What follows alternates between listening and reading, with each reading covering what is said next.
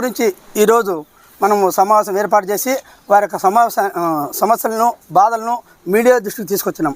గతంలో 23 సంవత్సరాల నుంచి దోబీఘాట్ అనే స్థలము ప్రభుత్వం కేటాయించిన తర్వాత దాన్ని ఎప్పుడూ లేనివంటి ఇబ్బందులు ఈ బుద్ధి వస్తున్నాయి.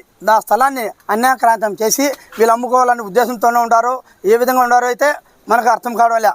ఇక్కడ వచ్చేటువంటి గేటుకు బీగాలు వేయడము, వాళ్ళని ఇక్కడ మీరు రాకూడదు అనడము ఇవన్నీ చేస్తారని చెప్పేసి మా దృష్టికి కానీ రజక సంఘం నాయకులు తీసుకొచ్చారు. కాబట్టి మేము అధికార పార్టీ తరఫున మేము కానీ 7వ వార్డు ఇన్ఛార్జి రమణ, గంగాధరు 27వ వార్డు ఇన్ఛార్జి మేము అధికార పార్టీ తరఫున వచ్చి వీళ్ళ యొక్క సమస్యలను మా స్థానిక ఎమ్మెల్యే వరదారెడ్డి దృష్టికి తీసుకుపోయి మీ యొక్క సమస్యలను కృషి చేస్తామని ఎమ్మెల్యే ద్వారా కృషి చేస్తామని చెప్పి మీకు ఈ సభ అన్ని పార్టీలు వచ్చాయి కాబట్టి, ప్రజా సంఘాలు వచ్చాయి కాబట్టి, ఒక సిపిఎం కానీ ఎంఆర్పిఎస్ కానీ బీజేపీ కానీ అన్ని సంఘాలు కానీ మద్దతు ఇచ్చినాయి.